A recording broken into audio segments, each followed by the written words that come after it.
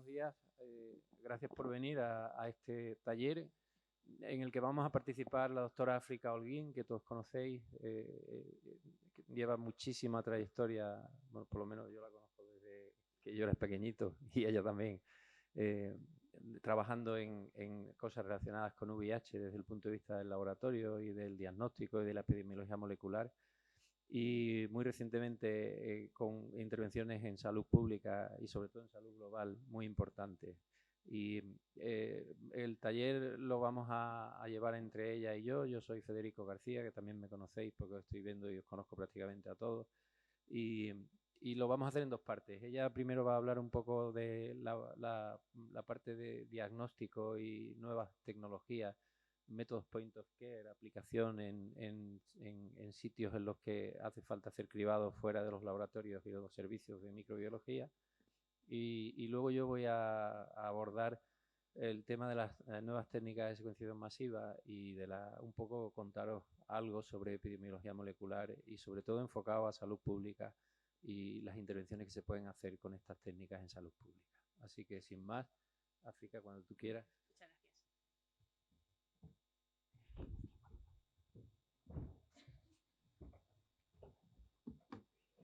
Bueno, antes de nada, buenos días a todos. Gracias por estar aquí. Ya somos unos cuantos, no muchos, pero lo suficientes para que estéis enterados de este tema tan interesante como es el diagnóstico del VIH.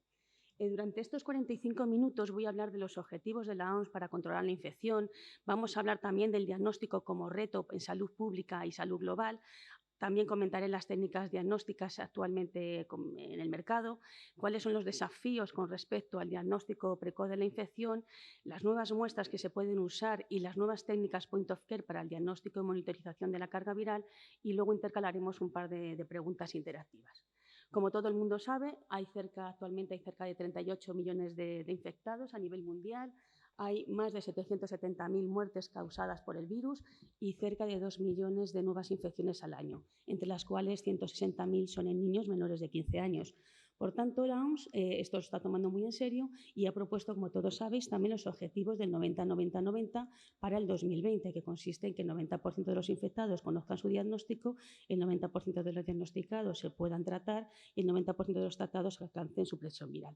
Sin embargo, estos objetivos están lejos de alcanzarse y tan solo a nivel global, si consideramos datos de 60 países que han dado datos de estos tres porcentajes, tan solo un 79% de las personas están diagnosticadas, pero sigo diciendo que son datos solamente de 60 países. Si consideramos los 38 millones de infectados, diríamos, bueno, tenemos solamente la mitad están suprimidos virológicamente.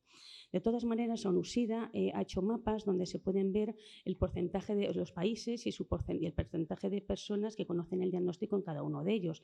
Y en este gráfico vemos que en rojo, o sea, en color más oscuro, están aquellos países donde el primer porcentaje es más alto, pero veis que hay muchísimos países en rosa clarito donde menos del 60% de personas conocen el diagnóstico. Y hay muchísimos más donde no se tiene ningún dato asociado. De todas maneras, esto siempre hay que tomarlo con un poco de cautela, porque hay algunos países como España que sabéis que hay datos, aunque la ONUSIDA no los maneje, ¿no? De hecho, en España, los últimos datos publicados, que ya os han comentado en días anteriores, pues nos dan más o menos que hay un 14% de personas que desconocen su diagnóstico, aunque estos porcentajes están hechos en el 2016 y tendremos que esperar pues, un año o dos para conocer los datos más actuales.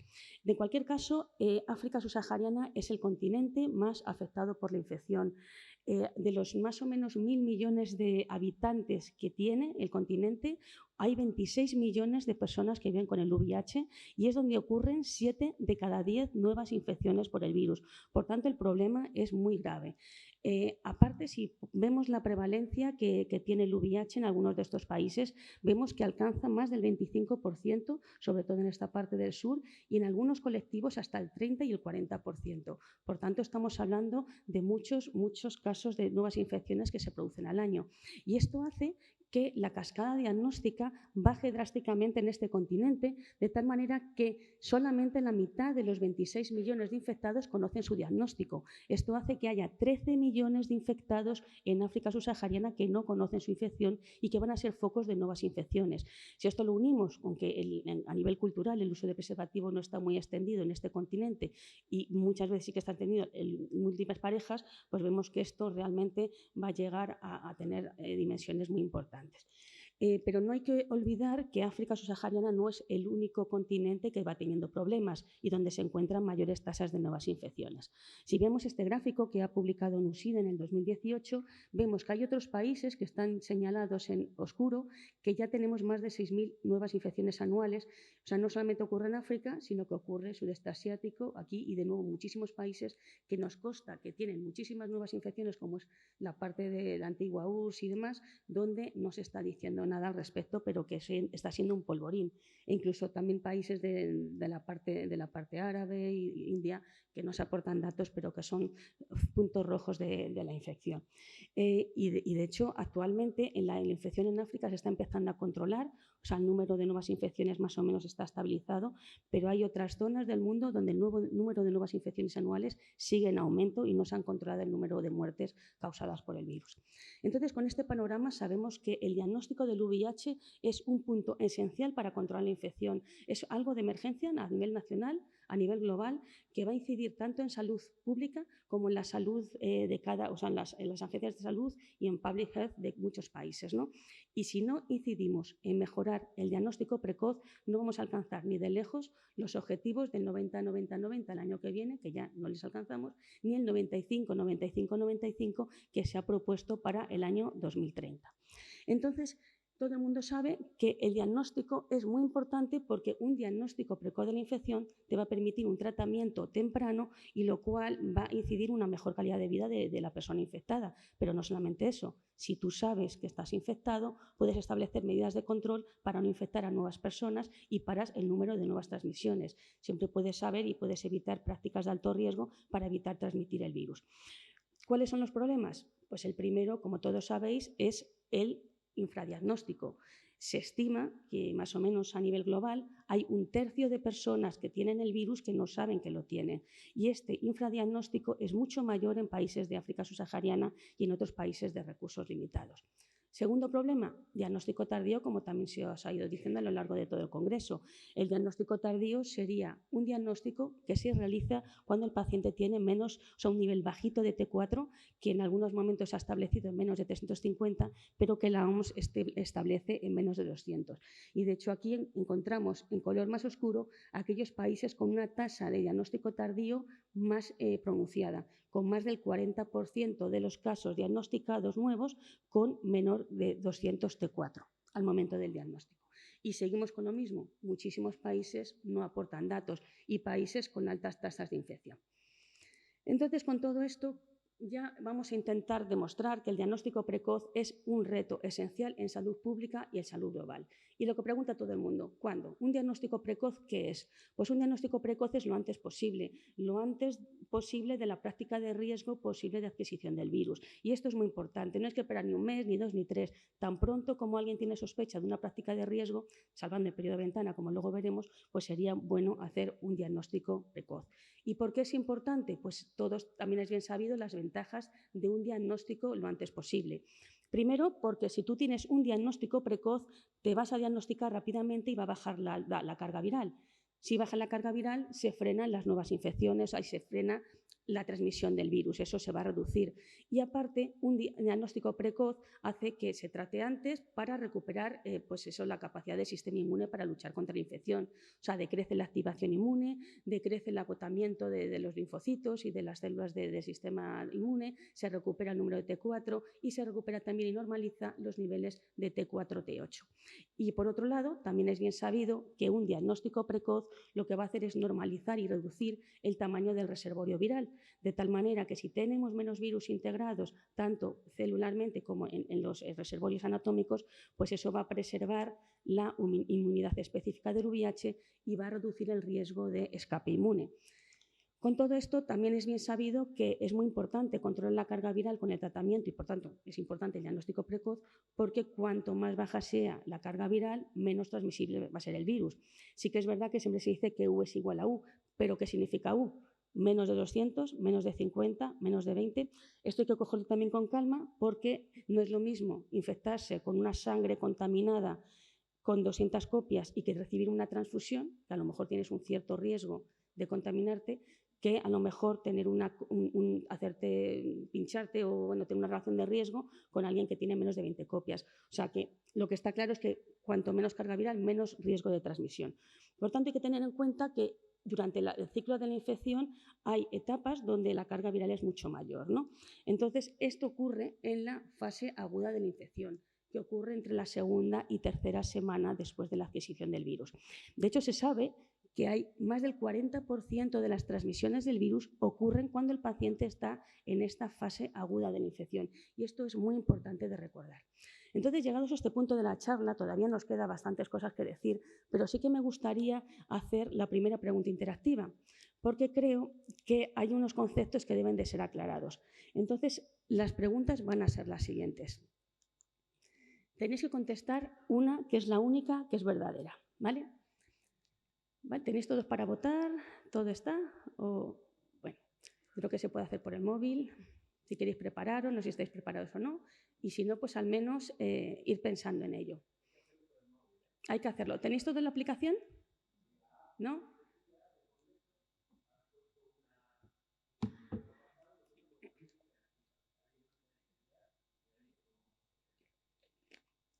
¿Sí? ¿Más o menos? Bueno, vamos a empezar. Tenéis que decidir una que sea correcta. La infección primaria y prima infección, lo primero es que es lo mismo que la infección aguda. Segundo, que es lo mismo que la infección temprana. Tercera respuesta posible, que dura entre 3 y 4 semanas desde la adquisición del virus. Otra respuesta es que dura 3 meses y la última dura 6 meses desde que se infecta una persona. ¿Cuál sería la correcta? Doy 10 segundos. Pensadlo bien porque aquí aparecen términos que vamos a empezar a usar a partir de ahora. Infección aguda, infección temprana, prima infección. A ver cuál es la diferencia entre todas ellas. Vamos a pasar a ver. ¿Habéis votado? Bueno, vamos a intentar a ver qué. Bueno, pues veo que absolutamente ninguno ha dado en el clavo. La respuesta correcta es la última. La infección primaria o prima infección son los 6 meses después de la adquisición del virus, ¿vale? Y ahora veremos por qué no es lo mismo que infección aguda, infección temprana o demás, ¿vale? Por eso quería hacer la pregunta antes, para saber cómo andaba el panorama. Bueno, pues a partir de ahora espero que al final de la charla lo tengáis todo claro.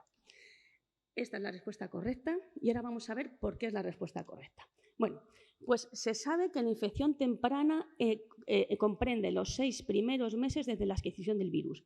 Y la infección temprana se divide en 2 fases, la fase aguda y la fase temprana. La fase aguda dura 3 semanas y es donde más se contagia el virus. Y la fase temprana va desde la tercera semana desde la adquisición del virus hasta los 6 meses, ¿vale? Todo esto está además acomplejado por lo que se llaman los estadios FIVIC. Los estadios FIVIC es como una división que hay de la infección primaria o de la prima infección.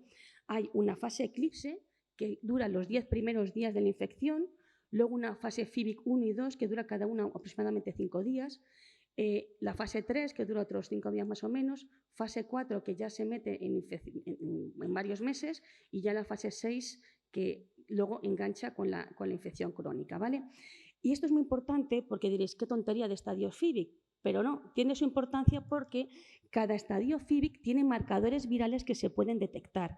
En el estadio FIVIC 1 se detectan unos, en el 6 se detectan otros. Y es la manera que tenemos para diagnosticar al paciente en distintos estadios de infección primaria o prima infección. Fijaros, en la fase eclipse, sigo diciendo, en los 10 primeros días, actualmente no hay ninguna técnica que sea capaz de detectar al virus en este tiempo, ¿vale? Pero ya en la fase 1 ya puedes detectar carga viral. En el FIVIC 2 puedes detectar antígeno P24 viral, una proteína de la cápsida. En la fase 3 te aparecen los ELISAs positivos. En la fase FIBIC4 te empiezan a aparecer un Western blot siempre indeterminado, ¿vale? Luego ya en el FIBIC5 te aparecen ya anticuerpos específicos contra varias proteínas del virus, excepto la P31, que es la integrasa. Y ya cuando te aparecen todas las bandas un Western blot perfectamente positivos con integrasa, se dice que estamos en el estadio 6. Para haceros una idea, un Western blot aparece positivo tras 3 meses después de la adquisición del virus, ¿vale? Esto es muy importante y no todo el mundo lo tiene claro. Y ahora vamos a ir profundizando un poquito en todos estos aspectos. Y es muy importante saber esto y tener claro lo que es la infección primaria, aguda y temprana, porque si entiendes estas fases y entiendes el orden de aparición de los marcadores a lo largo del tiempo de la infección primaria, tú puedes detectar en qué fase exactamente está la persona que te llega para diagnosticar. Y esto va a tener su importancia no solamente para infecciones recientes, sino para diagnósticos en niños menos de 18 meses y para entender el porqué de los falsos diagnósticos negativos, ¿no? Sobre todo en las técnicas serológicas, pero también en moleculares. Entonces vamos a hablar ahora un poquito de cuáles son las técnicas que están en el mercado, ¿no?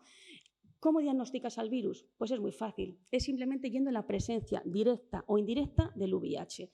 ¿Cuál sería la manera de ver la presencia directa del virus? Pues sabiendo que tiene o que encuentras el genoma viral, bien en forma de RNA, si es un virión libre, o bien en forma de DNA proviral, si estamos partiendo de células, o bien viendo la presencia de alguna proteína viral. Normalmente siempre se estudia el P24 porque es la proteína de la cápsida del virus y es la que está en mayor número en el virión. Aproximadamente en una partícula viral existen 2000 proteínas P24 y es por eso por la que se utiliza más, ver la antigenemia P24. ¿Sería posible detectar otras proteínas? Pues a lo mejor con métodos ultrasensibles sí, pero desde luego no están en el mercado actualmente y va a ser más difícil porque están en menos cantidad. Y la otra manera sería, una manera indirecta de la presencia del virus, es ver respuesta inmune contra el virus, bien policlonal o bien monoclonal. Entonces podemos detectar tanto IgGs como IgMs. Importante también saber que como los marcadores aparecen en distinta fase, las técnicas diagnósticas van a tener distinta sensibilidad. El primer marcador que aparece, los primeros en el virus, son marcadores virales, tanto el RNA como el DNA, que aparece pues, sobre todo entre los días, la segunda semana aproximadamente del VIH. En la máximo pico estaría como en 10-14 días y luego ya los anticuerpos se van produciendo lentamente a lo largo de toda la primera infección, que os digo dura como 6 meses, y ya son máximos el Western blot positivos a los 3 meses, ¿vale? Importante también recordar a sangre, en la fase eclipse no hay todavía ningún método diagnóstico capaz de determinar. Es decir, nunca podremos saber el paciente que tiene 10 días después de la infección del virus. ¿De dónde podemos hacer el diagnóstico? ¿Qué podemos tomar? Pues también muy fácil. ¿El virus dónde está? Pues en todo el cuerpo, tanto en fluidos biológicos como en las células, ¿no? Si partimos de tejidos o de células, vamos a ver ADN proviral. Si partimos de fluidos biológicos, además de ver ARN viral, vamos a poder ver anticuerpos, que aquí me falta la palabra anticuerpos, ¿vale? ¿Dónde lo podemos encontrar? Pues en fluidos biológicos. Ahora bien, todos los fluidos van a tener más o menos cantidad de virus. Otra cosa es cuál utilizamos. Pues el que tiene más cantidad de virus es la sangre, luego se sigue del semen, secreciones vaginales, leche materna. ¿Orina y saliva tienen virus? Pues sí, pueden tener virus, pero en tan bajas concentraciones que no somos capaces de detectarlo, por tanto se excluye ese tipo de muestras para el diagnóstico. Otra cosa importante es ver, vale, ya tenemos lo que detectamos en las técnicas diagnósticas, ¿cómo se clasifican? Bueno, pues hay 2 tipos de técnicas diagnósticas. Las primeras son técnicas diagnósticas moleculares porque detectan la presencia directa del virus, es decir, o bien genoma viral, DNA proviral o ARN viral de virus circulante, o bien proteínas del virus, en este caso P24. Estas serían las técnicas moleculares y las técnicas serológicas detectan la presencia de anticuerpos. ¿Cómo elegir unas u otras? Bueno, pues depende de lo que queramos, ¿no? Si nos centramos en la edad del paciente, diremos que en los niños menores de 18 meses siempre vamos a tener que utilizar técnicas moleculares. ¿Y por qué? Porque ya sabéis que el bebé permanece en los anticuerpos maternos hasta 18 meses, incluso en algunos casos se han visto hasta 24. Es verdad que a veces desaparecen antes, pero se toma como un término medio 18 meses. Por tanto, la presencia de anticuerpos en un bebé expuesto al virus nacido de madre positiva se puede deber a que la madre le ha pasado, o durante el embarazo, parto o lactancia materna, los anticuerpos. Por tanto, lo que necesita es hacer un diagnóstico molecular siempre que se haya parado la toma de leche materna y siempre también parada la profilaxis, bueno, pues le haces una detección molecular del virus en 2 muestras sucesivas por técnicas moleculares que pueden ser, o bien lo que digo, antigenemia P24, o bien técnicas basadas en qPCR, que pueden ser cualitativas, que te dicen si es positiva o negativa la infección, o cuantitativas, que además de decirte eso, te dicen qué cantidad de virus hay en la muestra que estás testando.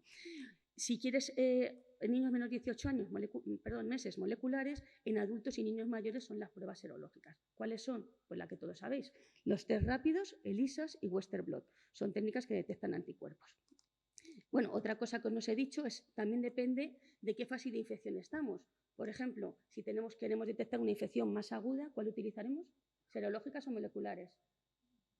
Moleculares, ¿verdad? Y, por ejemplo, si estamos en el país, ¿cuál utilizaremos?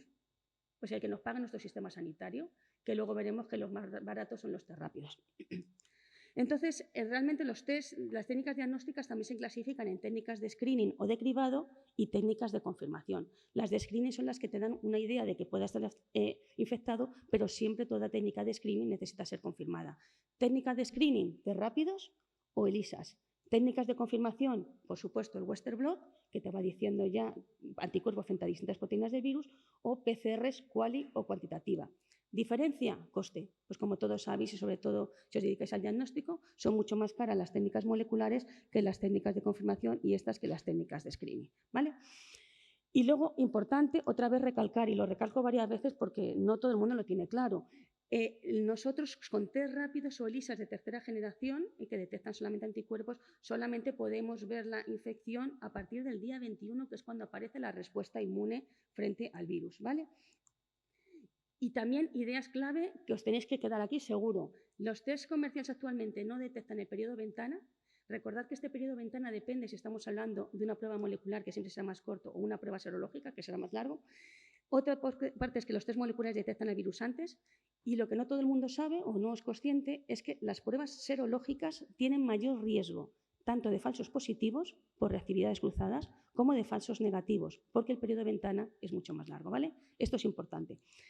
Bueno, este es el algoritmo de diagnóstico en España, no voy a hablar de él, simplemente decir que se basa en el ELISA o en técnicas de screening que siempre se tienen que confirmar con pruebas de confirmación, sobre todo en 2 muestras consecutivas.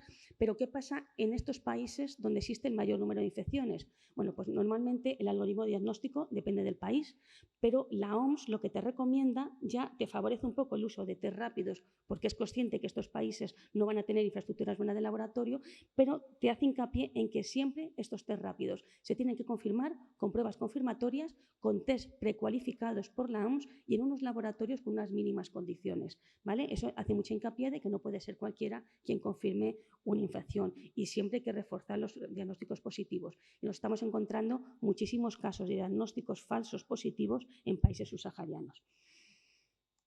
Entonces, es lo que antes os decía, en estos países siempre hay más uso de técnicas serológicas que de moleculares, que a veces son inexistentes o a veces están centralizados o a veces tienen un uso mínimo y también hay muy poquitos test confirmatorios en muchos de ellos. O sea, nos hemos encontrado países donde la máquina de Western blot está estropeada. En un país, una máquina de Western blot y encima no funciona o no tienen personal para ponerla en marcha. Entonces, poco a poco estamos viendo que esto es un problema a nivel de salud global y cuáles serían realmente los retos que yo veo a nivel personal del diagnóstico precoz del virus. Pues el primer reto que yo veo son las limitaciones de las técnicas, de las que ahora hablaremos, la brevedad genética del virus cada vez mayor en la pandemia, qué es lo que pasa en niños expuestos al virus que se tienen que diagnosticar, qué pasa también con el acceso a las técnicas en países de recursos limitados y, por último, qué hacemos con las poblaciones vulnerables a la infección. Voy a ir hablando de estos pasos a continuación. Vemos que actualmente hay un reto diagnóstico que son las limitaciones en la técnica. No hay técnicas que detecten los primeros 10 días de infección. Esto es un reto importante y luego también otro reto es que no llegan las pruebas confirmatorias y moleculares a estos países. Y vuelvo a decir lo mismo, no todas las técnicas serológicas detectan al virus al mismo tiempo. Antes os he dicho que los test serológicos es a partir del 21 días, con lo cual el riesgo de falsos positivos es mayor. Es cierto que están apareciendo los test de 4ª generación que detectan antígeno anticuerpo, reducen este periodo de ventana a 14 días, pero aún así esto es insuficiente. Y luego, es más, cuando todo el mundo habla de ELISAs, habla como si fueran todos los ELISAs iguales, y esto no es verdad. Fijaros aquí, si tomamos como punto cero la positividad en Western blot, aquí vemos un montón de tipos diferentes de ELISA, de 2ª, 3ª y 4ª generación, donde vemos que según el ELISA, el límite de detección es diferente. Esto quiere decir que cada uno de los hospitales que usa una ELISA diferente va a detectar la infección en un momento distinto. Y esto no todo el mundo es consciente de ello. Y fijaros más, cuando aquí se analizan distintos test de cuarta generación detectando antígeno-anticuerpo que están en el mercado, incluyendo el Architect, vemos que las unidades internacionales que detectan son diferentes y sobre todo, y lo más importante, que los picogramos de P24 que se detectan oscilan entre 11 y 33 picogramos. En algunos casos es cierto que llegan a 7 estos kits, pero lo más normal, fijaros, el Architect, que es muy usado, llega a casi 18 picogramos. Y esto luego veremos a continuación que es bastante grande. A pesar de que tenemos una percepción de que funcionan todos muy bien, y es verdad, tenemos un periodo de ventana mucho más alto del que realmente es. Por tanto, los test de detección de P24 serían mejores, hay test de P24 mucho más sensibles, que son capaces de detectar en una media entre 1 y 10 picogramos, aunque hay un test en el mercado, que solamente hay un laboratorio en España que lo tiene, que detecta 0,1 picogramo. Y esto es importante porque un picogramo de P24 equivale como a 10.000 viriones. Esto quiere decir que estos test de P24 solamente tratarían muestras con cargas virales de 10 a la 4. En el mejor caso, con esta técnica que os digo, sería 10 viriones, pero no hay ninguno que detecte menos. Y en rutina clínica estamos detectando esto. Lo que detectamos es cuando ya el virus tiene una carga de 10 a la 4, incluso con test moleculares de P24. Entonces, ¿qué es lo que nos dice todo esto? Pues que necesitamos técnicas moleculares que detecten P24 a niveles femtomolares y no picomolares como estamos teniendo actualmente. Normalmente un virus es 0,1 femtogramos, pero un femtogramo será como 10 virus. No hay técnicas que detecten esto. Nosotros en el laboratorio estamos ahora en un proyecto de investigación donde estamos evaluando y desarrollando nuevas técnicas moleculares para detectar estos niveles, pues eso, con resultados prometedores. Ya somos capaces de detectarlo a nivel de femtogramos, pero espero que en el próximo GESIDA os podamos dar más datos. Entonces, vamos a pasar a una segunda votación. Ahora ya estáis preparados con la aplicación, y vamos a ver qué tal. Esto lo tenéis que tener muy fácil, después de las primeras diapositivas. La primera pregunta es, ¿un diagnóstico realizado con test rápido no necesita ser confirmado? La segunda, una prueba serológica negativa siempre significa ausencia de infección por VIH. La tercera, una prueba molecular positiva en la tercera semana desde la adquisición del virus significa infección. La cuarta, una prueba molecular en la primera semana desde el virus significa ausencia de infección. Y la quinta, actualmente hay pruebas diagnósticas comerciales para detectar al virus en los primeros 10 días. Esta es muy fácil, a ver qué tal se os da.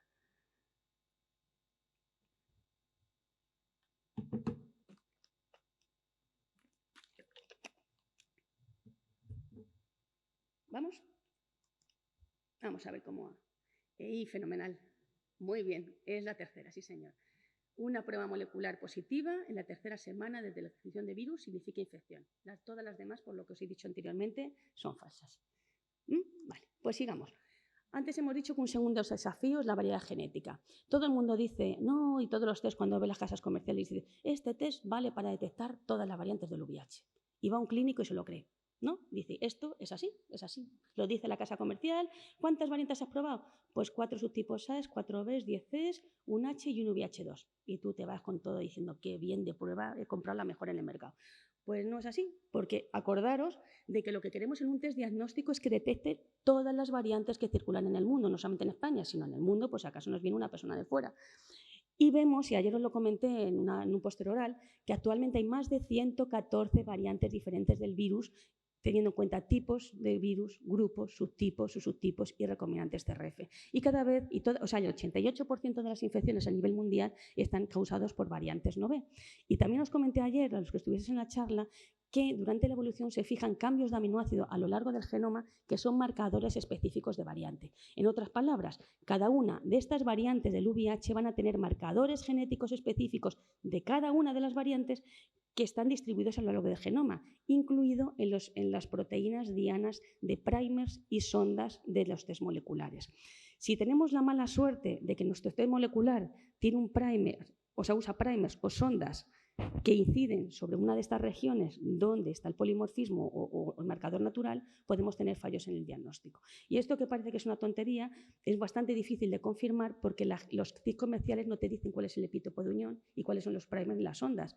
Y luego tampoco hay muchos estudios, o sea, no hay estudios que te digan cuáles son los marcadores. Por eso, si queréis saber un poquito más de eso, nosotros en estos dos póster hemos establecido los marcadores tanto en POL como en P24 en todos los grupos, subtipos y recombinantes del VIH1. Simplemente para que veáis que estos marcadores existen y que pueden tener riesgo en detección de falsos negativos por técnicas moleculares. Pero ahora me diréis, vale, esos son las moleculares, pero las serológicas funcionan fenomenal. Y yo diré, bueno, nos podemos quedar tranquilos, pero si vemos algún trabajo que ha salido, vemos como cuando analizas 10 test de cuarta generación de antígeno-anticuerpo y testamos un panel de 9 de las 114 variantes que hay, que sigo diciéndolo, vemos que algunos test tienen distintos cutoff, o sea, distintos límites de detección al resto. O sea, algunas variantes no se detectan igual de bien por algunos test, ¿veis? Esto realmente es un estudio pequeño, pero ya nos vienen a indicar que test que se usan en la rutina clínica hay ciertas variantes que se detectan peor. Todo esto hay que seguir investigándolo, pero desde luego que la variedad genética puede tener impacto, eso es así. Y esto es una línea que también tenemos en el laboratorio en la que estamos muy interesados. Ya hemos pasado el segundo reto, vamos al tercero. ¿Qué pasa con los niños expuestos? ¿Qué problemas diagnósticos hay? Vamos a ver el problema. Todos sabéis, 2 millones de niños infectados en el mundo, más de 18 niños infectados cada hora, sobre todo en países de recursos limitados, y la mitad de ellos adquieren la infección antes de las 6 semanas de vida. Todo esto hace un panorama bastante poco halagüeño y por eso la OMS ha determinado que se incida mucho en la salud pública y en intentar reducir las nuevas infecciones tanto en madres, o sea, mujeres jóvenes, como en niños y en adolescentes. Lo han dado como una super trash fact porque es una cosa muy, muy importante. ¿Y por qué es importante? Pues por lo que todos sabéis, la mortalidad infantil es mucho más importante, o sea, la mortalidad asociada al VIH es más importante en niños. Fijaros, sin tratamiento, la mitad de los niños van a morir antes de cumplir los 2 años de edad y un 80% antes de cumplir los 3 años en ausencia de tratamiento. Por tanto, es muy importante que tengamos un diagnóstico precoz del virus. Pero esto es bastante difícil de acceder porque la mayoría de estos niños nacen en países donde los recursos son limitados y no tienen el diagnóstico molecular precoz que se necesita para intentar solucionar este problema. Solamente con un diagnóstico molecular precoz a las primeras semanas, una terapia antirretroviral y un buen seguimiento clínico, tanto de resistencias como de carga viral, pues nos puede hacer que estos niños sobrevivan. Pero actualmente esto no es así. Entonces, la OMS lo que te dice es que para diagnosticar a un niño menor de 18 meses, lo que tienes que hacer es hacerle la prueba molecular lo antes posible. Si es al nacer, fenomenal, pero no solamente ahí, sino al menos que sea antes de entre las 4 y 6 semanas de vida. Y lo que también te incide, bueno, aparte de que sean test moleculares, tiene que ser un test confirmado en una segunda muestra, no te da la OMS test, lo que son gold estándar moleculares, eso es importante, o sea, te dice que hay que hacerlo, pero no se moja en decirte cuál es el mejor. Pero lo que sí que dice es que es súper importante que el resultado te llegue antes de las 4 semanas después de la toma de muestra. Y esto veréis que, bueno, no ocurre. De hecho, fijaros que hay muchísimos países todavía, estos son datos del 2017, donde la tasa de nuevos diagnósticos de niños, niños que pueden acceder a pruebas moleculares para el diagnóstico, a veces es menos del 5%. Esto es una pequeña muestra de lo que pasa en el mundo, pero imaginaros que cada país es un escenario diferente. Y nosotros lo que sí que sabemos, por datos que se han visto, es que solamente el 43% de los niños van a tener un resultado diagnóstico antes de los 2 meses de tener los 2 primeros meses de adquirir el virus, ¿no? Y esto cambia mucho en sudeste asiático, que están bastante mal, solamente un 17% de ellos lo tendrán a tiempo, y luego, bueno, en África Occidental y del sur, pues está un poquito mejor, pero fijaros lo que nos queda para llegar a esto un 100%. Y fíjate si nos quedan que han hecho hasta predicciones de los nuevos diagnósticos que se van a necesitar en niños menos de 18 meses en los distintos años hasta el 2022. Y nos dicen ya que el año que viene va a haber 1,9, o sea, la demanda de diagnóstico precoz en niños expuestos va a ser de 1,9 millones. Y ya el año que viene ya cuentan con que 875.000 de ellos no estén diagnosticados. Y es más, tampoco son muy halagüeños para el 2022, porque van a subir los niños expuestos a 2,2 millones y todavía más de medio millón van a quedarse sin diagnosticar. Por tanto, hay mucha demanda, no se está satisfaciendo y hay que hacer algo para que esto no se expanda. Y esto además se une con que hay poco acceso a las técnicas y ahora veremos qué es lo que pasa. Si hay poco acceso a las técnicas del laboratorio, va a haber una baja cobertura de pruebas diagnósticos y carga viral. Luego veremos cómo hay muchos retrasos a la hora de dar los resultados y muchos resultados perdidos. Aparte, también veremos el problema de la centralización de pruebas diagnósticas y de carga viral y la necesidad de muestras alternativas para el diagnóstico del virus, ¿no? ¿Qué es lo que pasa si hay baja cobertura diagnóstica? Pues lo que todos sabéis, va a haber muchos diagnósticos perdidos, va a aumentar la morbimortalidad asociada al VIH, se van a retrasar las terapias de primera línea y luego, en el caso de carga viral, vamos a retrasar también la identificación de fracasos terapéuticos y las terapias de rescate, ¿no? ¿Y qué es lo que pasa si por el retraso de resultados? Pues, lógicamente, va a haber muchísimas pacientes que se van a perder de seguimiento clínico, aumentará la mortalidad, sobre todo en la infantil, y vamos a tener mayor tiempo de respuesta clínica, sobre todo en algunos colectivos como de mucha importancia. Veas el ejemplo de embarazadas VIH que cercanas al parto. Si tardamos en los resultados, pues esos casos no vamos a poder intervenir clínicamente. Y las causas de retraso diagnóstico las podéis imaginar. Exceso de muestras, poco personal, muchas veces se rompen los stocks de reactivos diagnósticos y luego hay mucho camino desde la recolección de muestras hasta que se dan los resultados. De hecho, se estima en un estudio que han hecho en 11 países africanos que solamente 1 de cada 4 resultados de carga viral llegaba antes de las 2 semanas a los médicos y pacientes. O sea, esto es un tema de bastante importancia. Y respecto a los pasos, pues también, desde que se toma la muestra hasta que se transporta al laboratorio, se hacen los análisis y vuelve el resultado, pueden pasar no semanas, sino meses, 6 meses o incluso tenemos consciencia de que hay muchos más. Entonces, claro, si hay retraso diagnóstico tenemos problemas, pero es que lo peor es que se pierdan los resultados en el camino. O sea, son pruebas que se hacen y encima se pierden y se cree y se sabe, bueno, hay estudios que lo demuestran, que hasta un 40% de los resultados nunca vuelven a los médicos y por tanto no se comunican al paciente.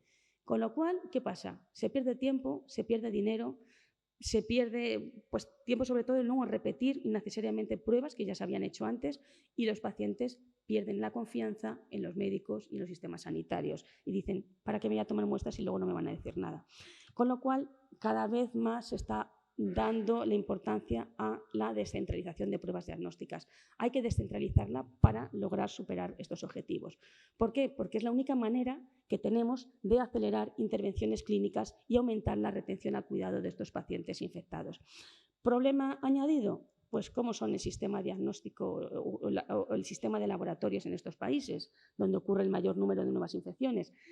Casi todos los pacientes llegan a los niveles 0 y 1 representados por centros sanitarios de comunitarios, dispensarios o centros de salud, mientras que las pruebas diagnósticas, sobre todo las confirmatorias, las moleculares y para diagnóstico precoz, están en los laboratorios nacionales y regionales. En el mejor de los casos, en estas partes ocurre, bueno, tienen los test rápidos, pero nunca test confirmatorios y mucho menos test de carga viral o test de diagnóstico precoz neonatal. Y esto se ve encima aumentado con las grandes distancias que hay entre los sitios de toma de muestra y donde se hacen los test que suelen ser los laboratorios nacionales. A veces hay alguno en el país, uno, a veces hay 2, a veces hay 3 o a veces ninguno y tienes que ir a un país cercano. Y aparte, bueno, pues hay muy pocos laboratorios y demasiados pacientes. Imaginaros todo lo que tenemos. Y ya como reto número 4 tenemos las muestras. A ver, vosotros sabéis cómo tomar muestras para hacer diagnóstico precoz. Tienes que hacer venopunción y tienes que separar, si quieres hacer carga viral, plasma. O sea, en cualquier caso, la sangre dura poco, sin cadena de frío. O sea, la sangre primero no puede estar en la nevera, dura como 6 horas a temperatura ambiente, el plasma dura como 24 horas y luego el plasma sí que aumenta a lo mejor 5 días con 4 grados, pero la sangre no la puedes meter en el frigorífico. ¿Y qué pasa para transportar esa sangre desde donde la tomas hasta el laboratorio de referencia, que pueden ser cientos o miles de kilómetros, que en algunos casos ocurre, sin cadena de frío? Porque os puedo decir que en muchos países se llevan con motos o con camiones, sol, humedad, etc. Eso es un problema. Y lo segundo es que en los neonatos, fijaros aquí el chiquitín, ¿no? Es muy difícil que en niños de bajo peso, en neonatos, cojas volúmenes de sangre necesarios para tener 1 mililitro de plasma o un volumen de muestra necesario para hacer las pruebas, ¿no? Por tanto, se están postulando nuevas muestras, como son la sangre seca, que son una maravilla, porque te valen para todo.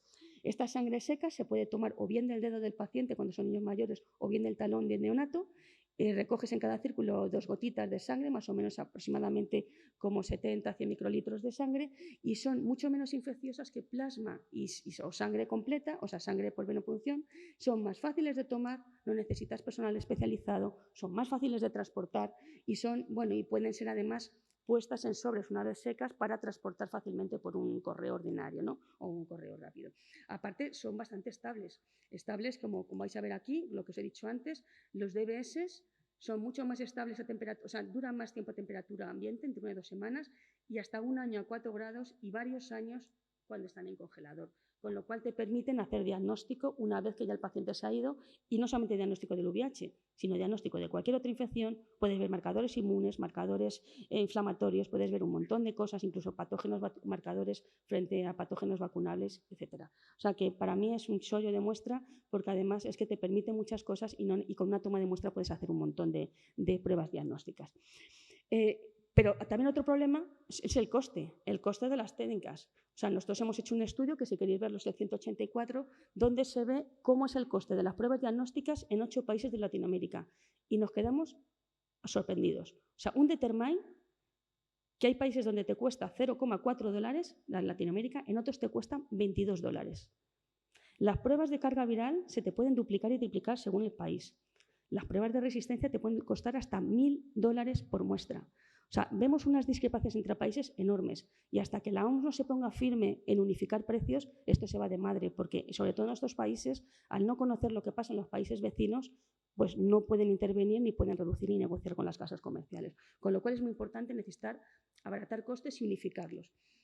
Entonces, como una buena noticia, diríamos que las estrategias basadas en los laboratorios convencionales no van a solucionar el problema de diagnóstico. O sea, tal como estamos ahora, o hacemos algo o esto no va a cambiar, y ni de lejos vamos a llegar al 95 que esperamos para el 2030. ¿Por qué? Porque necesitamos acelerar las intervenciones, necesitamos reducir las pérdidas de seguimiento y llegar a las poblaciones más vulnerables. Y eso, la única manera que somos capaces de lograrlo es haciendo la prueba en el mismo momento donde se toma la muestra. En el mismo momento y en el mismo lugar. Como esperes a que el paciente vuelva, olvídate. Entonces, estas son las pruebas que se llaman point of care. Las pruebas point of care se llaman pruebas de atención, se hacen en el mismo sitio de la toma de la muestra, en un laboratorio de al lado. Te dan los resultados en menos de 2 horas, son muy rápidas, son muy fáciles de usar, cualquiera con mínimo entrenamiento lo hace, hasta la abuelita, si le enseñas, la puede hacer, porque es meter la muestra en un cartucho. O sea, hay pruebas súper rápidas. Y luego tienes la intervención clínica en el mismo día de la visita, a las pocas horas. Si eres rápido, el paciente diagnosticado, puedes darle directamente tratamiento el mismo día si se acelera la cosa. Los instrumentos son pequeñitos, portátiles, luego veremos tipos de point of care, y además te permite una descentralización de las pruebas diagnósticas y de monitorización de la infección. ¿Cuándo hacerlo? Pues lo antes posible. Cuando viene el paciente, le plantas una point of care. ¿Dónde? Pues en cualquier sitio. Se pueden instalar en clínicas, hospitales, centros de atención primaria, en la comunidad incluso. A ver, si se pudiera, hasta en una casa se puede hacer, ¿no? O en un servicio comunitario, ¿no? ¿Por quién? No solamente por técnicos o por médicos, lo puede hacer trabajadores de salud, gente, farmacéuticos, pacientes, la familia. Es mínimo entrenamiento y son muy facilitas. Y además están apoyadas por la OMS, ¿no? Sobre todo en estos contextos. Esto cubriría, o sea, el uso de las point of care te permitiría cubrir todas las necesidades que antes hemos dicho y lograr un cribado universal. Y yo creo, de verdad, que las point of care van a revolucionar, desde mi punto de vista, todo el diagnóstico, sobre todo las point of care moleculares de las que ahora hablaremos. ¿Y por qué? Porque son tan coste efectivas como las convencionales y porque se ha demostrado que han mejorado la supervivencia infantil en casi un 7%. Y no solamente eso, sino que se ha acelerado el retorno de pruebas a los médicos, a los pacientes. Aquí hay un estudio que se ha hecho en África subsahariana donde, fijaros, utilizando pruebas convencionales, o sea, point of care versus pruebas convencionales, casi se ha llegado al 100% de resultados devueltos a los médicos y pacientes, y porque los niños han sido capaces de, utilizando estas técnicas diagnósticas, lograrse tratar a los 2 meses de detectar la infección en un porcentaje muchísimo mayor, casi el 100%, con respecto a las técnicas diagnósticas convencionales. ¿Y qué muestras utilizamos? Pues las mismas que hemos utilizado en las otras. Podemos utilizar para el point of care sangre DTA, plasma, suero, sangre directa del dedo, DBS. Podemos utilizar muchas, incluso sangre tomada directamente por venopunción. Vale. Entonces, ¿qué técnicas point of care hay para monitorizar la infección? No solamente hay para el diagnóstico del VIH, hay moleculares, serológicas, ahora la veremos, sino también tenemos tecnologías point of care para cuantificar la carga viral y para cuantificar el número de linfocitos CD4. Dentro de las point of care, según la necesidad de equipamiento, se puede decir que existen las point of care que no necesitan equipamiento, como los test rápidos o incluso un test que ha venido ahora para cuantificar T24, que es un test en una tira, o sea, para cuantificar CD4, que también es una prueba point of care rápida. Y luego tienes algunas que se basan en un pequeño equipo, que siempre es portátil, siempre es fácil de usar y siempre es pequeño, que también Aileria ha sacado uno para T4 y luego hay varias que ahora veremos para diagnóstico precoz infantil y para carga viral. Y también las técnicas point of care se pueden dividir según lo que reconocen en técnicas moleculares si reconocen al virus directamente y se utilizan para el diagnóstico precoz infantil, para la carga viral e incluso CD4, y luego ensayos serológicos que serían rápidos, test rápidos, ¿vale? Aquí, bueno, todos vosotros conocéis test rápidos. Solamente deciros que hay, no sé si cientos, pero muchísimos tipos diferentes. Algunos funcionan mejor, otros funcionan peor, pero bueno, se consideraría un point of care porque te da el resultado en el mismo momento. Pero, acordaros, un test rápido es un test de screening, es un test de cribado, en ningún caso es un test confirmatorio. La buena noticia, que hay un point of care confirmatorio, que no sé si lo conocéis, que es el Genius. El Genius es el primer test point of care confirmatorio que ha salido al mercado. Lo tiene Biorad. Problema, coste. Cuesta más o menos entre 35 y 50 euros para una muestra. Y es confirmatorio porque no solamente te detecta coinfecciones de VIH1 y VIH2 o monoinfecciones por alguno de estos virus, sino que es capaz de detectar anticuerpos frente a 4 proteínas del virus, 2 de la envuelta, la integrasa y GP41. Por tanto, te permite determinar estadios FIBIC, te permite confirmar la infección y esto se hace en poco tiempo. Entonces, esto es una alternativa muy rápida para países donde necesitas confirmar la infección en el mismo momento de toma de muestra. Respecto al escenario de las técnicas point of care moleculares, esto es una gráfica que se hizo hasta el 2016, donde se prometían muchas técnicas point of care. Os digo que de todo este panorama, por ahora que yo sepa, hay 3, quizás 4 en el mercado 3 y en desarrollo alguna más. Hay un montón de técnicas que pueden utilizarse tanto para carga viral como para diagnóstico precoz, pero muchas de ellas todavía están en desarrollo. Las que sí que están para diagnóstico precoz son estas 3, una de Abbott, bueno, Alere, otra de Cepheid, el GeneSpert, y esta de aquí que es nueva, que está bastante poco implementada a nivel mundial. Casi todos están con esta, sobre todo en esta y luego en menos cantidad con la de M' de Abbott. Son pequeñitas, muy fáciles, pesan poquito, a lo mejor 2 o 3 kilos. Lo que te vienen a costar, al menos estas son como cerca de 17.000 euros. Y luego el cartucho entre 30, 15, según sea un país de bajos recursos, o hasta 50 en España, un poquito más. Y luego, una cosa súper importante que quiero tener y decir es que no nos confundamos. O sea, las point of care no solamente son para países de bajos recursos. Es cierto que es ahí donde más se van a sacar provecho, pero tienen su utilidad en países de en nuestro entorno, en países con buenos sistemas sanitarios y buena infraestructura de laboratorio. De hecho, son importantes en entornos de urgencias, también cuando necesitas intervenciones, diagnóstico muy rápido y que sea eficaz, utilizando técnicas moleculares, trasplantes de órganos o intervenciones quirúrgicas y sobre todo en unidades móviles, como ya sabéis, y el otro día Pablo Raya nos dijo pues, la experiencia que tienen ellos también con Point of Care en su unidad, ¿no? Aquí en Madrid. Cuando tienes una intervención rápida hay que meterlo y, por ejemplo, el Ramón y Cajal ya tiene Point of Care para diagnóstico de carga viral, para ciertos escenarios, sé que algunos de vosotros también, pero bueno, no es únicamente Point of Care para allí, sino aquí también se podría sacar ventaja para ciertos escenarios. Y luego ya para pasar por último, el último problema del diagnóstico precoz serían las poblaciones vulnerables, porque sabéis que no podemos hacer un buen diagnóstico y llegar al 95% en la primera columna de los deseos de la OMS si no llegamos a estas poblaciones que no se accede fácilmente, que no acceden al sistema sanitario. Y sabemos que, por ejemplo, las trabajadoras del sexo tienen 13 veces mayor riesgo de tener la infección, los usuarios de drogas por vía parenteral 22 veces, los hombres que tienen sexo con hombre hasta 28 veces y las mujeres transexuales, transgénero, 13 veces más. Pero estos no son los únicos colectivos. Ayer y el primer día os hablaron de lo que pasa en otro colectivo muy, muy olvidado, y es el de los adolescentes.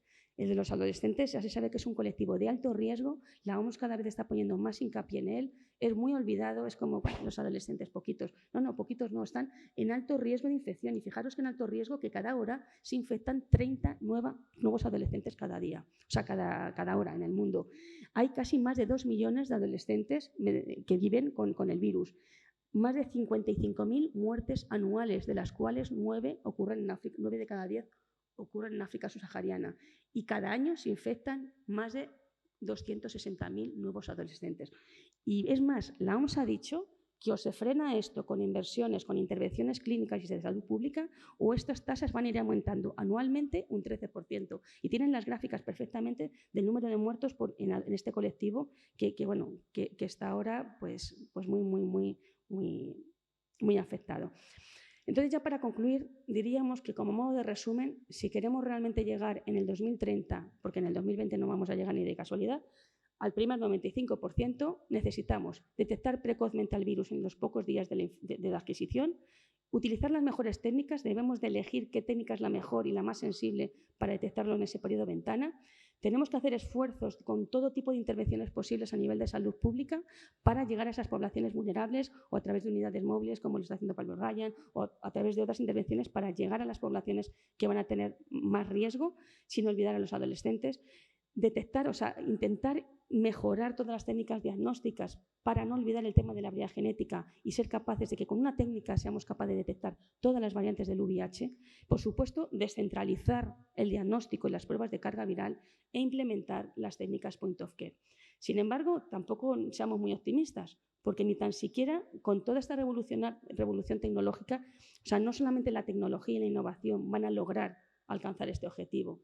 Si no tenemos unos precios razonables para las point of care, si no se integran el uso de point of care en sistemas sanitarios, tanto a nivel nacional como a nivel global y apoyados por la OMS, si no se apoya la descentralización y se la toma en serio, y si no se garantizan los reactivos y las terapias de primera y segunda línea, no podemos hacer nada. Y esto también implica formar a técnicos, a profesionales sanitarios, a doctores y a gente que toma decisiones políticas en el campo de salud pública, salud global, para entrenar al personal y tanto en el manejo de nuevas muestras como la sangre seca o DBS, como de las nuevas tecnologías. Entonces, querría terminar pues ese mensaje, o sea, todavía hay esperanza, hay que meter mucha innovación, mucha tecnología, pero sobre todo mucha intervención de salud pública y salud global y mucho apoyo a todas las nuevas estrategias para llegar a poblaciones vulnerables para lograr que este objetivo pues, se lleve a cabo. Y no querría dejar de agradecer a todo el grupo de epidemiología molecular del VIH. Gran parte del grupo está trabajando en eso, mejorar el diagnóstico precoz y en ver la implicación de la variabilidad genética en lo que son las técnicas diagnósticas actuales. También estamos evaluando un nuevo chip diagnóstico que detecta a nivel femtomolar, que esperamos poder dar nuevos datos en el próximo GESIDA, y también otra tecnología molecular que no está basada en el PCR y que esperamos que dé también resultados diagnósticos prometedores. Y bueno, y muchas gracias y nada, si hay alguna pregunta, pues encantada de contestarla.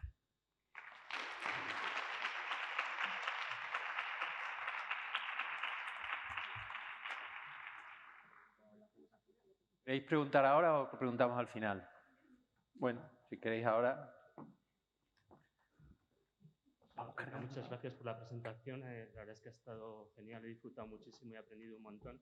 Y simplemente quería hacer dos comentarios referente a los point of care, las máquinas. Una de las ventajas que tampoco, bueno, que no has comentado, pero que sí que es una ventaja, es que hay algunas de ellas que se puede utilizar para diferentes enfermedades.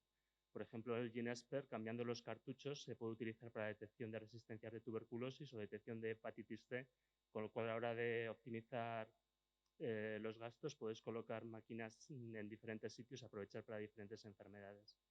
Y luego lo que has comentado es una cosa muy interesante, es las empresas que se dedican a vender este tipo de productos. O sea, para el primer mundo los precios pueden estar alrededor de 60 euros, 50, mientras que para los países existe mucho margen de bajar los precios. Hay veces que pueden bajar hasta 5 o 6 euros por ejemplo, por cartuchos. Y es una cuestión de negociación de precio y estoy seguro que incluso a esos precios estas empresas no están perdiendo dinero.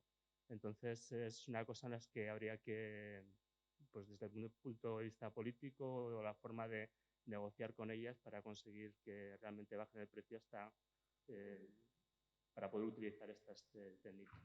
Sí, respecto a lo primero sí que es verdad, o sea, la única que yo sepa que hace varias infecciones a la vez es el GeneXpert, puede hacer más de 10 o 15, o sea, te ve resistencias a antibióticos, te ve tuberculosis, te ve hepatitis, te puede cuantificar hepatitis también. Entonces es muy bueno porque con un mismo aparato cambias el cartucho y ya lo tienes. Eso sería porque Abbott no lo tiene, ni la otra plataforma de diagnóstico precoz tampoco. Eso respecto a lo primero, o sea, que es muy bueno tener una maquinita de estas porque te permite hacer muchas cosas a la vez y en poquito espacio. Y respecto a los precios, sí que es cierto que cada país tiene una política de precios, pero cuando tú quieres comprar una máquina de GeneXpert y los cartuchos para países de bajos recursos, GeneXpert ha puesto precios especiales. De hecho, nosotros tuvimos que comprar una para Etiopía y nos bajaron el precio muchísimo más, o sea, como 3 veces con respecto a lo que lo pagamos aquí. Entonces, sí que es verdad que está intentando hacer, pero también eso es lo espabilado que sean los de los países que negocian para intentar conocer a cuánto se lo están vendiendo el resto. Me refiero a otras casas comerciales que no tienen esta facilidad de compra a bajo coste.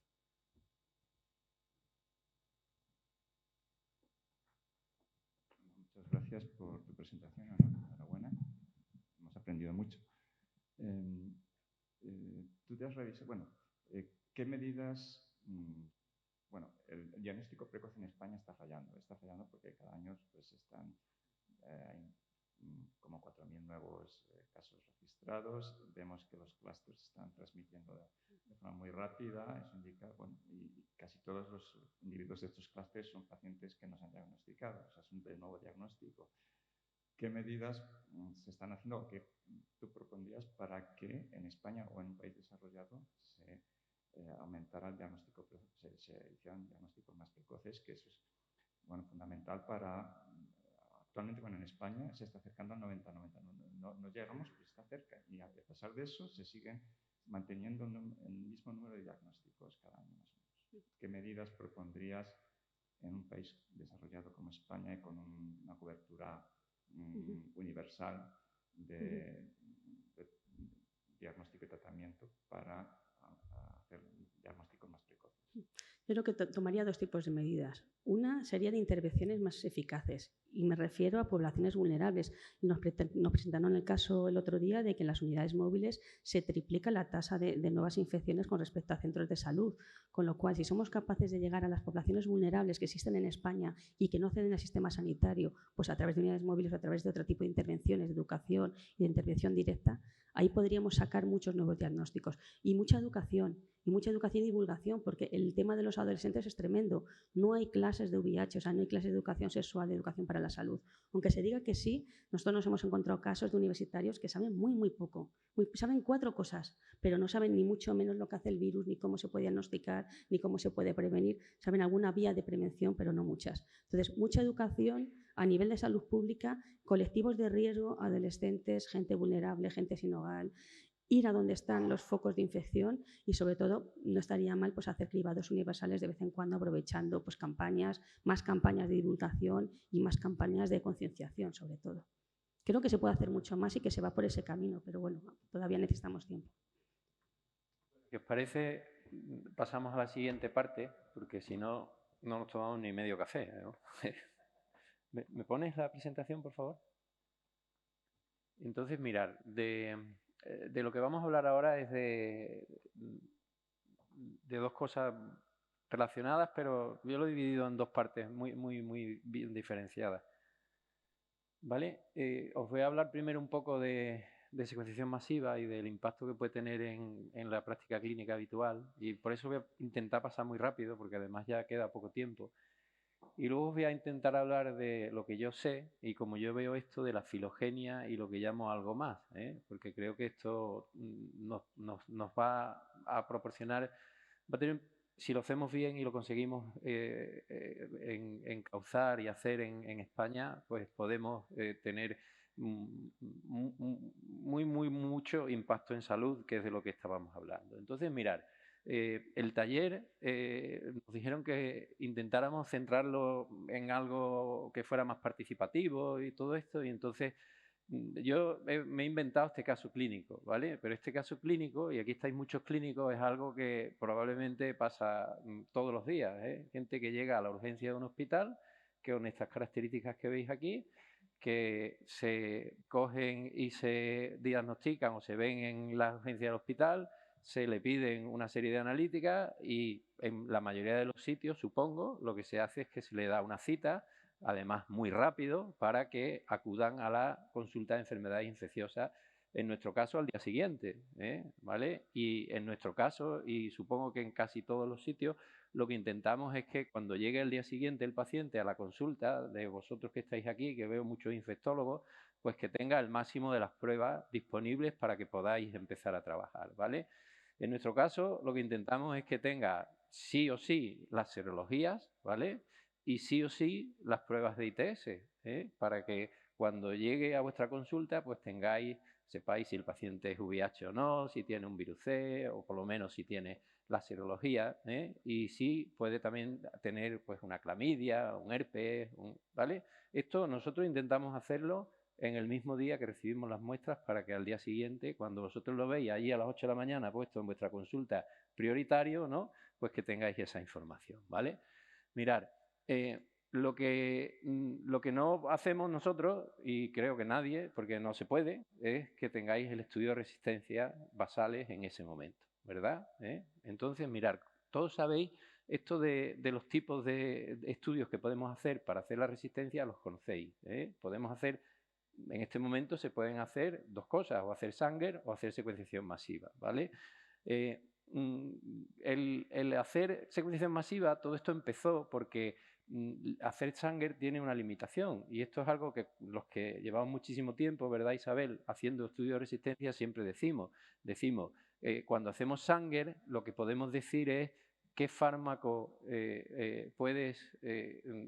a qué fármaco no tenemos mutaciones de resistencia, pero no podemos deciros si un fármaco que vais a utilizar realmente va a ser activo o no va a ser activo, ¿no? Y todo esto era cuando empezábamos a hablar de esto, y por lo que decíamos que era una medida indirecta de la susceptibilidad, porque haciendo Sanger solo llegamos a ese famoso 15-20% de los virus que estamos investigando, ¿verdad? Cuando empezó todo esto de la secuenciación masiva, ¿os acordáis? Pues se usaban estas figuras y se decía la secuenciación masiva llega mucho más abajo, ¿vale? Llega hasta el 1%, realmente llega hasta donde queramos, puede llegar hasta el 0,1%. Lo que pasa es que hay que tener bien claro cuál es el punto de corte clínico y qué es lo que sirve, ¿vale? Y realmente lo que detecta la población, lo que detecta la secuenciación masiva es esto, ¿no? Las variantes minoritarias, que muchas veces las llamamos variantes minoritarias, poblaciones minoritarias, incluso resistencias minoritarias, las llamamos de muchas formas, ¿verdad?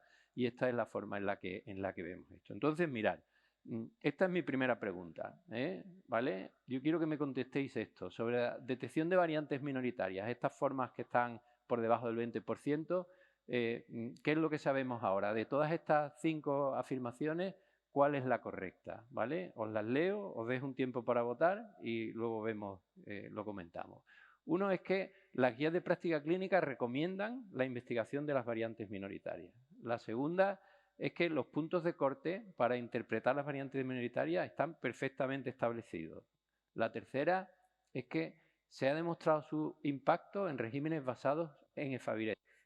La cuarta es que la metodología de laboratorio es fácil de implementar, y la quinta es que son fundamentales para diseñar la terapia de inicio, ¿vale? Entonces, elegir de todas esas, os dejo un tiempo cortito, elegís, y yo creo que si no me equivoco, África, y tú me enseñas, yo ahora tengo que darle otra vez, ¿no? ¿Vale? ¿Sí?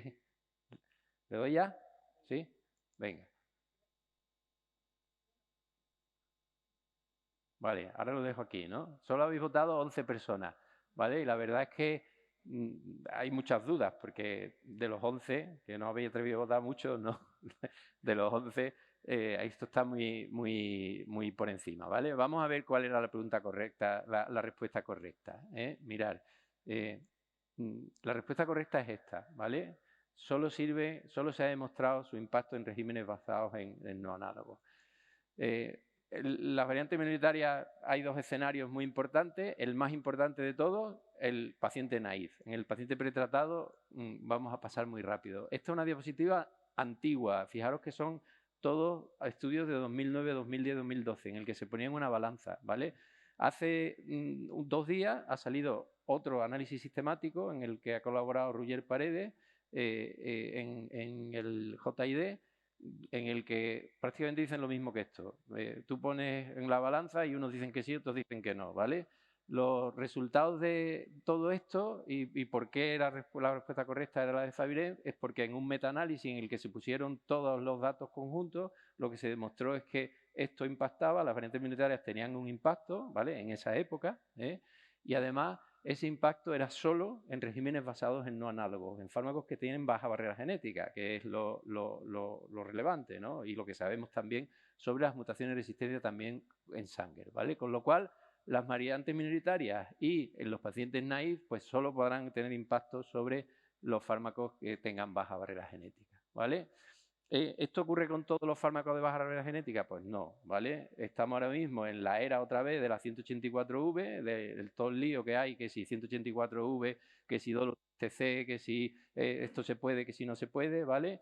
Y fijaros, por ejemplo, en esta mutación para 184V, en el metaanálisis anterior no se demostró que tuviera ningún impacto las variantes minoritarias. Entonces, nosotros ahora mismo, ¿cómo estamos informando esto? Esto es un caso nuestro en el que hay un 1,57% de prevalencia de M184V y cuando tú esto lo metes para que lo analice Stanford, fijaros ahí la diferencia que hay entre informar Sanger o informar una variante minoritaria por encima del 1% y todo el lío de la 184V, como sabéis, está alrededor del asunto de que tiene que haber mucha 184V para que 3TC pierda eficacia y como esto es así, porque está más que demostrado, pues nosotros lo que hacemos es que decimos, yo le digo a Ana, si este paciente fuera uno de Ana, ¿no? Ya que está aquí, pues le diría, Ana, tu paciente tiene una 184V al 1,5%, pero desde mi punto de vista esto de impacto clínico tiene 0, ¿vale? Porque no se ha demostrado que esto es así, ¿vale? Entonces, hicimos también un estudio, aquí está Rafa también participó en este estudio con Roger y con David Dalmau, en el que lo que queríamos ver era el impacto de las variantes minoritarias en pacientes pretratados, ¿vale? Yo creo que esto tiene muy poco impacto, muy poca importancia, porque esto otra vez es un estudio antiguo, es un estudio con pacientes de hace mucho tiempo, en los que había fracasos, en los que había mutaciones. Hoy hay muy pocos fracasos y hay muy pocos fracasos con mutaciones, con lo cual, desde mi punto de vista, pues aunque esto lo hicimos, lo publicamos muy bien en el CID, la parte de variantes minoritarias en pacientes pretratados tiene muy poco interés, ¿vale? Entonces, con respecto a este tema de Sanger y variantes y secuenciación masiva, mi reflexión es que, bueno, ninguna guía dice que haya que hacer variantes minoritarias, ninguna guía dice que las resistencias se tengan que hacer mediante secuenciación masiva. Yo creo que si puedes hacer secuenciación masiva te va a dar más información que en algún caso te puede ayudar, pero en ningún caso podemos decir hay que hacer secuenciación masiva para hacer resistencia, ¿vale? Y esto es lo que quería contaros de la primera parte muy rápidamente, ¿vale? Y esto lo engancho con la segunda parte, ¿vale? La segunda parte viene de lo que veis en aquel lado de la diapo, ¿vale? Esto es lo mismo que veíamos antes, cómo podemos hacer, estudiar la resistencia. La resistencia lo que nos proporcionan es información molecular sobre el virus. Tenemos un fragmento de la RT, de la proteasa o de la integrasa o de las tres y hacemos las tres cosas, ¿vale? Y tenemos el virus, ¿vale? Y como tenemos el virus, pues podemos usar los datos moleculares pues para la elección del régimen de tratamiento o para lo que estamos haciendo hasta ahora, ¿vale? Pero también lo podemos usar, muy importante, para lo que veis en el otro lado, ¿vale? Que es lo que yo creo que tiene, desde mi punto de vista ahora mismo, más impacto y más interés, ¿vale? Que es pues para esto que pone ahí surveillance, que eso se puede traducir como vigilancia, como lo que queramos, ¿no? Pero a mí me gusta traducirlo para poder usarlo, para poder tomar medidas de salud pública. Yo creo que esto es lo que realmente, hasta donde, si podemos, si conseguimos esto, pues habremos avanzado mucho con esto, ¿vale? Entonces, todo eso entra dentro de esto que aquí mucha gente sabe muchísimo de esto, que es la epidemiología molecular, ¿vale? Y que yo voy a intentar explicar desde mi punto de vista, que aunque yo soy microbiólogo, yo me considero microbiólogo clínico, ¿vale? Entonces, yo no soy ningún experto en filogenia y ningún experto en epidemiología molecular, ¿vale? Pero lo que sí creo, o que creo es que tengo claro para qué tiene que servir esto en el ámbito en el que estamos y en el ámbito del VIH. ¿vale? Entonces, mirar, lo primero es que la epidemiología molecular no tiene nada que ver con la genética molecular, ¿vale? Ni con la epidemiología genética, ¿vale? Y la epidemiología molecular, pues es una cosa muy, muy, muy amplia y que se ha usado en muchos campos en las enfermedades infecciosas, pero fundamental no confundirlo con genética molecular, porque esto nos trae muchos problemas con los comités éticos y con muchas otras cosas, porque ven epidemiología genética y entonces entramos ya en muchos conflictos, ¿vale? ¿Por qué se debe usar o para qué se puede usar la epidemiología molecular? Pues ahí lo veis resumido, ¿vale? Para medidas de prevención, para medidas de control, y se ha usado y se usa para muchísimas enfermedades infecciosas, ¿vale? Y sobre todo para la segunda parte de lo que veis abajo, para generar información necesaria para desarrollar medidas efectivas para la prevención y el control de las enfermedades infecciosas. Para esto es para lo que se usa la epidemiología molecular, ¿vale? La epidemiología molecular con respecto a la epidemiología general, pues aporta algunas cosas sobre los índices que generalmente se usan en epidemiología, pues todo lo de la incidencia, la prevalencia, todo esto aporta algo más, ¿vale? Y tiene muchísimas aplicaciones, ¿vale? Y lo más interesante de toda esa lista de aplicaciones, para lo que yo creo que nosotros que trabajamos en VIH lo debemos de usar, es para la última, ¿vale? Para la investigación de brotes, porque esto es lo que le va a dar valor a las técnicas de epidemiología molecular en el VIH, ¿vale? La epidemiología molecular os he dicho que se usa y se ha usado en muchísimas intervenciones en enfermedades infecciosas, ¿vale? Ahí tenéis algunos ejemplos en Estados Unidos, ¿vale? Se usan para esto que veis aquí, pues, y para muchísimas más otras cosas. Vosotros creo que estáis usando y tenéis una línea muy activa de tuberculosis y de métodos moleculares para el estudio de brotes en tuberculosis, en el Poniente y en Almería, ¿verdad? Esto lo usamos y cada uno que trabajamos en microbiología, en enfermedades infecciosas, lo intentamos utilizar, ¿vale? Lo más interesante veíamos cómo se podía hacer en los estudios de resistencia, la información que podían utilizar para hacer vigilancia. Pues lo más interesante es que si nosotros ponemos esos datos en manos de las agencias de salud pública, ellos pueden hacer muchas cosas para frenar la incidencia de la infección VIH y para parar los brotes que estén ocurriendo, ¿vale? Eso es lo más importante, Mirad, nosotros llevamos algún tiempo intentando hacer algunas cosas con esto de epidemiología molecular, ¿vale? Este es un trabajo en el que algunos de los que estáis aquí, que sois de nuestra zona, os veréis aquí en los nombres, ¿vale? Este es un trabajo este es un trabajo de 2015 con datos de 2012-2013 que hicimos en Andalucía Oriental, ¿vale? Y ahí lo único que hicimos fue intentar, ya en aquella época, usar estas herramientas para la detección de brotes, ¿vale? En ese caso, nosotros encontramos este brote, bueno, aquí hay muchos brotes, ¿vale? Estos son este brote, este clúster de pacientes que se asociaban. Aquí hay un montón de pacientes, cada una de esas rayas representa a un paciente, el virus que está infectando a un paciente, ¿vale?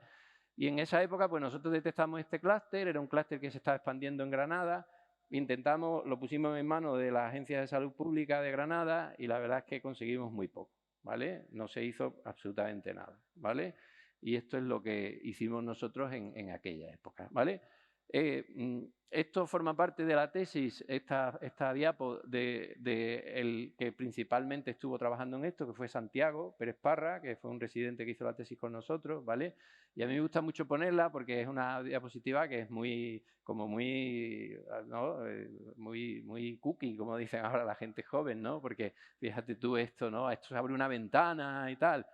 Esto es verdad, pero esto es teoría hasta en este momento, ¿vale? Para nosotros esto no dejó de ser teoría porque nosotros sabíamos lo que teníamos y no pudimos conseguir absolutamente nada, ¿vale? Desde salud pública, ¿eh? Entonces, esto es verdad y esto tenemos que conseguir luchar para que se pueda hacer, ¿vale? Mirad, todo esto, ¿dónde se encuadra? Pues se encuadra dentro de la filogenética, ¿vale? Y esta es la definición de filogenética, ¿vale? Es un método básico para hacer la reconstrucción dentro o interespecie de la genealogía, en este caso viral, ¿vale? Basado en DNA, ¿eh? Esto es lo que hace la filogenética. Cuando empecemos a hablar mucho de esto, pues empezaremos a hablar, además de filogenética, de dos cosas más y de muchas más, ¿vale? Pero de momento de filodinámica, que lo que hace es que cuantifica el crecimiento de la epidemia del VIH, y ahora os voy a contar algunas de las cosas que hemos hecho nosotros con esto para que veáis esto de la filodinámica para qué sirve, ¿vale? Y filogeografía, que lo que hace es que evalúa la relación entre los eventos migratorios y la diseminación del VIH. Y también os voy a contar algunas cosas de las que hemos hecho nosotros en Andalucía Oriental, ¿vale? Y de lo que queremos hacer a nivel de España, ¿eh?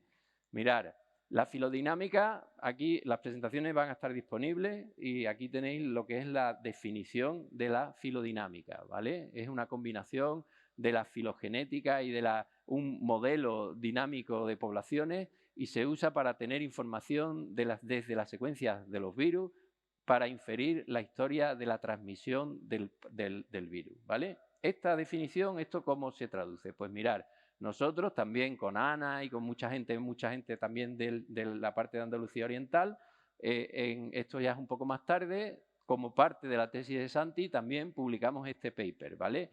Y en este paper la parte de filodinamia es lo que veis aquí. Y el resumen, para lo que sirve la filodinamia, o por lo menos cuando yo me enteré de para lo que servía esto, ¿vale?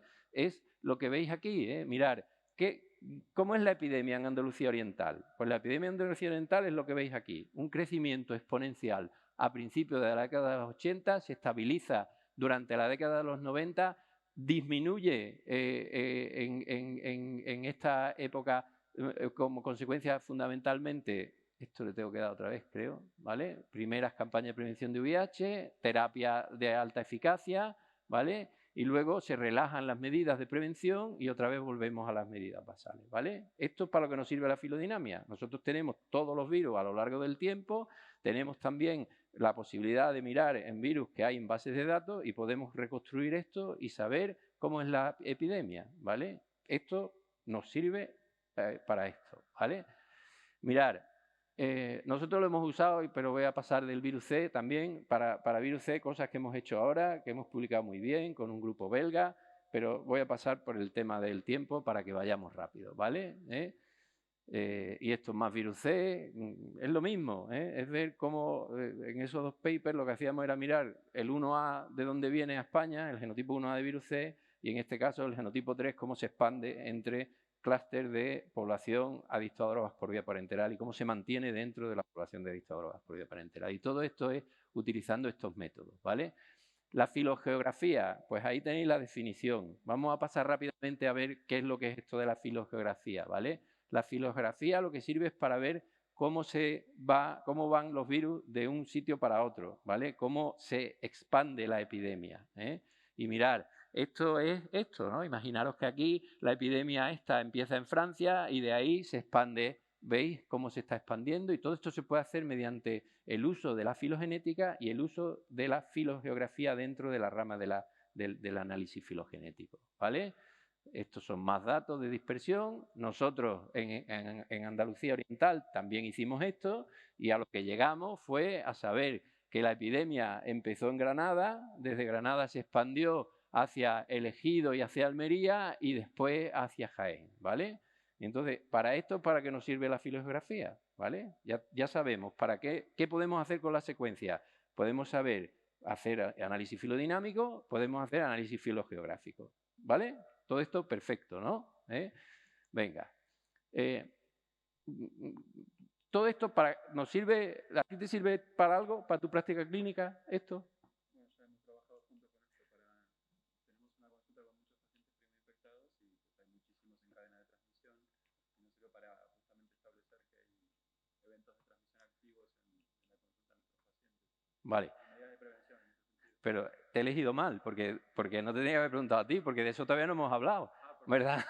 O sea, realmente hemos hablado de cómo va la epidemia y hemos hablado de si se va de Barcelona a Tarrasa o a Manresa, ¿vale?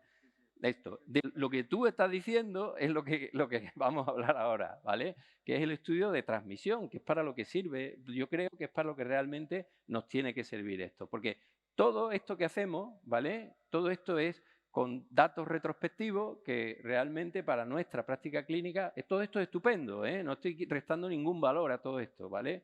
Pero si queremos usar esto para poder hacer algo, tenemos que hacer algo más, ¿verdad? Y el algo más es lo que tú has hecho en tus pacientes primos infectados y lo que yo os voy a contar ahora, que es el análisis de transmisión de clúster, que es lo que tú acabas de resumir muy rápidamente. No, perfecto, ¿vale? Porque además como vamos un poco mal de tiempo, además, esto ha dicho, son las 11, acabamos, ¿no? ¿Me miras a ver qué ha pasado, por favor? ¿Vale? Entonces, lo que vamos a ver ahora es esto que tú estás diciendo, ¿eh? Esto realmente lo que tiene que servir es para que cuando tú tengas un paciente, cuando tú me mandas a mí una secuencia de un paciente nuevo que llega a tu consulta, que yo sea capaz de decirte en ese momento, en el momento en que tengo la secuencia, si ese paciente está dentro de un clúster de transmisión que se está expandiendo rápidamente o si es un paciente que está dentro de un clúster, pero junto a su pareja, que no representa una alarma de salud pública. Esto es lo que realmente tenemos que conseguir y si conseguimos esto y esto conseguimos que desde salud pública se puedan hacer algunas intervenciones para parar esto, pues entonces esto servirá, ¿vale? Y esto es lo que os quiero contar muy rápido ahora en lo que queda, ¿vale? Porque esto que yo por lo menos nunca sabía cómo se podía hacer, porque esto es lo que a mí siempre me ha preocupado, ¿vale? El poder hacer esto. Resulta que ya sí hay gente que lo ha hecho. Entonces os lo voy a contar y yo creo que la forma de poder hacer tu cosa es viendo lo que hacen los demás, ¿no? ¿Vale? Entonces vamos a pasar muy rápido. Esto es lo que os había dicho, ¿vale? Esto es bueno, las características de... Esto es un clúster, ¿vale? Aquí hay un clúster de 5 pacientes. Estos puntos lo que indican es el ancestro común, ¿no? Entre esos dos virus, ¿vale? Y cuanto más alejado está, pues más diferentes son los virus, ¿no? Esto es la forma en la que yo veo esto, ¿vale? Y Miguel, si he dicho algo que está mal, tú me lo dices, ¿eh? ¿Vale? Porque ya he dicho que no soy ningún experto en esto, ¿vale? Entonces, mirar, ¿vale? Esto son más definiciones, métodos, ¿vale? Y antes de pasar a eso, y espero no haber reventado la pregunta, ¿vale? Esta es la segunda pregunta que os quería hacer, ¿vale? En relación al VIH, es cierto que las herramientas filogenéticas actuales, 1, permiten conocer los eventos de transmisión en tiempo real. 2, son fáciles de implementar en los laboratorios clínicos. 3, no necesitamos aspectos ético-legales para poder implementarlas. 4, aportan mucho valor aún sin disponer de datos clínicos asociados. Y 5, nunca llegarán a aportar valor en salud pública. A ver qué pensáis que hay que contestar.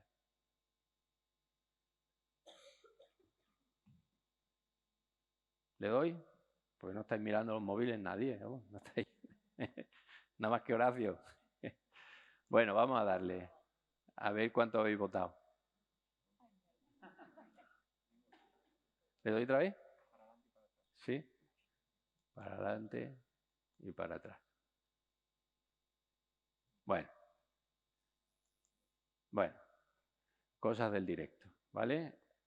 Lo habíamos dicho ya, ¿verdad? Esto lo que nos permite es conocer, esto lo podemos usar para conocer los eventos de transmisión en tiempo real. Y además yo creo que es como hay que hacerlo. Si no lo hacemos así, pues haremos estudios filogenéticos, filodinámicos, filogeográficos, incluso filoétnicos, ¿no? Para vosotros que tenéis mucha población migrante, ¿vale? Todo estupendo, pero no haremos estudios de este tipo, ¿vale? Esto habéis votado los mismos 11 de antes y aquí sí ha habido un poco más de consenso, ¿vale? Muy bien, entonces mirar, muy rápido, esto que os voy a contar ahora lo contó, los que estuvisteis en el CROI el año pasado, hubo una plenaria de una chica de los CDC que fue estupenda, que además está lo podéis oír en el webcast del CROI y que yo lo he aprovechado para intentar contaros un poco esto y resumirlo, ¿vale?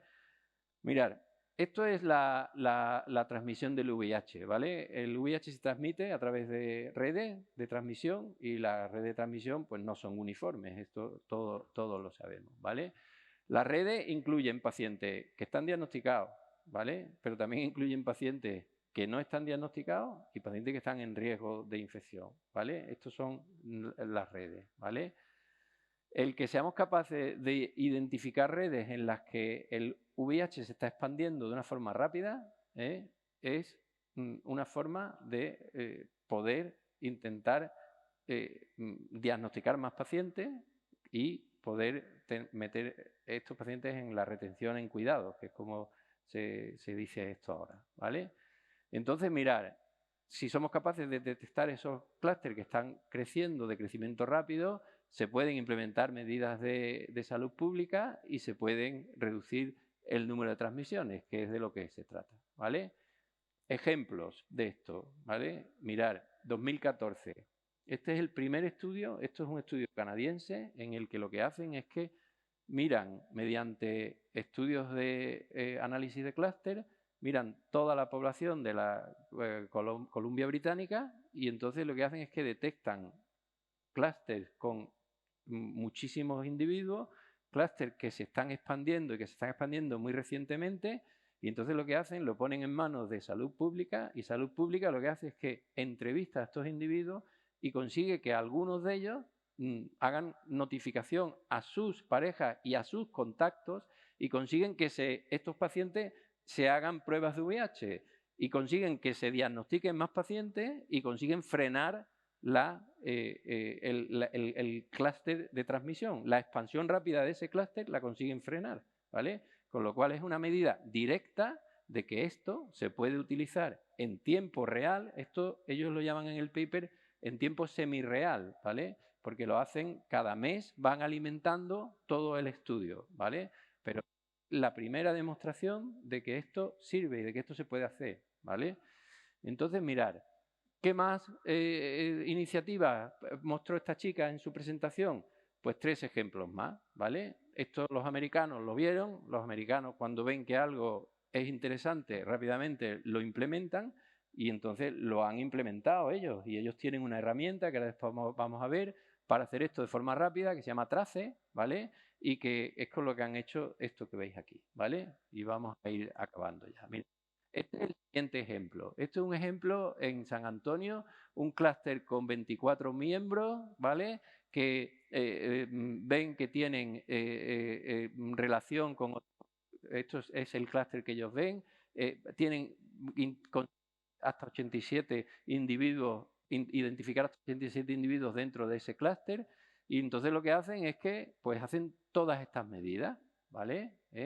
Lo ponen en manos de salud pública.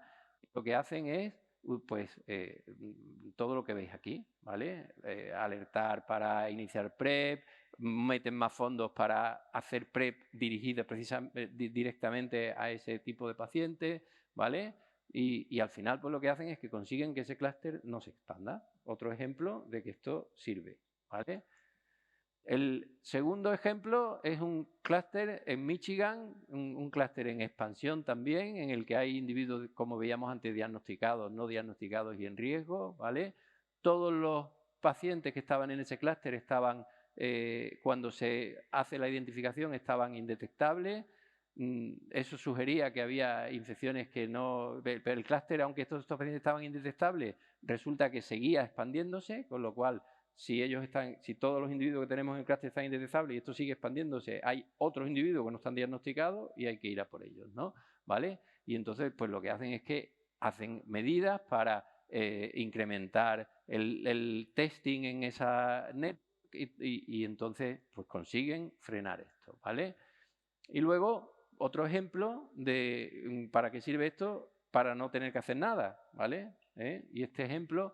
Lo que es en Maryland, un clúster en el que hay 6 pacientes que se diagnostican en un par de semanas, se diagnostican 6 nuevos pacientes, ahí hay muy pocos diagnósticos y entonces empiezan a sospechar algo, ¿vale?